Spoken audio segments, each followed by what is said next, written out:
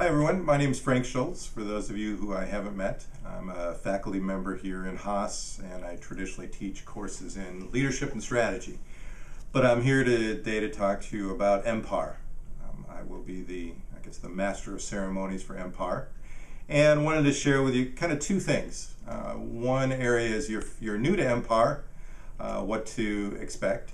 And the second thing that you may have heard a little bit about is that we're changing some of the things about MPAR from previous years. So I also wanted to spend a little time just taking you through some of those changes. So first of all, what is MPAR? Well, it's a fun weekend. It's a learning weekend. It's a last opportunity for you to reconnect with your classmates from orientation week. That's something you do on your own. I stay out of that part, the reconnecting. My role, though, is as the faculty member, is to take you through a business simulation. And so in that simulation, you'll be working with teammates to run a simulated company. And the name of the simulation is Capstone. If you're curious, you can look. It's at capsim.com, capsim.com, to give a little preview of it. But as a team, you'll be making decisions on marketing, finance, production, human resources, a variety of decisions that you would be making if you were the top leadership team of an organization. What you'll be doing over the course of the MPAR weekend is you'll be making 8 years worth of decisions. So what's really fun, but also educational, is you'll get to see the outcome of those decisions. So you and your team will be making decisions, but you'll be competing against 5 other companies, 5 other teams of students. And after you've made your decisions, I run the simulation, and you'll get to see what your net income is, what your market share is, what your stock price is. So a real good educational experience. It's fun, it's intense, a lot of information comes along very quickly. You'll be receiving fairly shortly information on how to get ready for the MPAR weekend, and in particular that's learning about the simulation. There's pre-work for you to do. I'd say at the end of every MPAR, people come up and say, I wish I understood the simulation better. It seems deceptively simple when you first get started, but it gets complex very, very quickly, particularly when you realize that all the uncertainty comes from the decisions that your classmates will be making, your competitors. So that's a quick overview of the simulation portion of the weekend. We'll be doing some large group sessions of the 250, 260 of you that are there in a large banquet hall. But this year, most of your time will be spent in smaller breakout rooms, making decisions with your teammates. So that's kind of an overview of the simulation part. The other thing I wanted to talk about was what's new with MPAR this weekend, this coming year. One thing that's new is some of you third years will be joining us for a second time for MPAR. And the reason is, and again you might have heard rumors, discussion about what this is all about, but this year we're making the MPAR weekend and experience a build qualifying experience.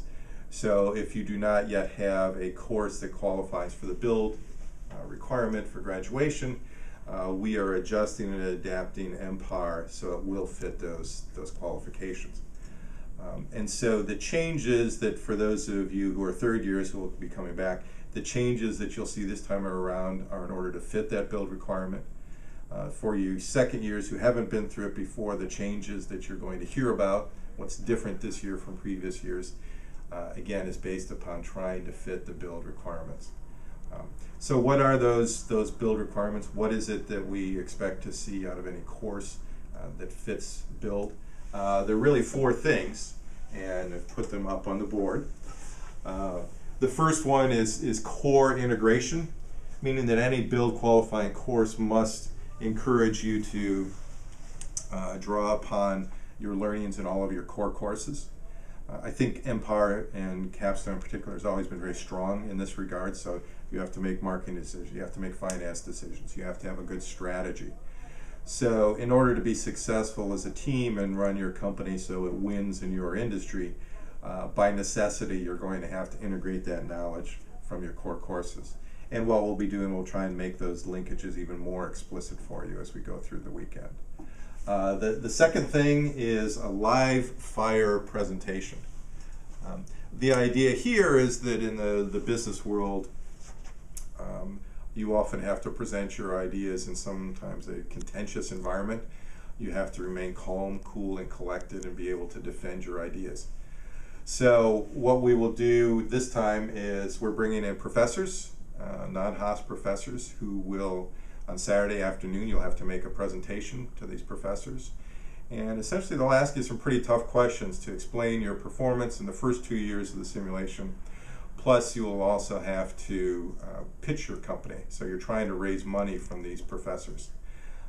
So you'll have to do a presentation on why they should invest in your company. And so that's the live fire portion. The other portion is innovation.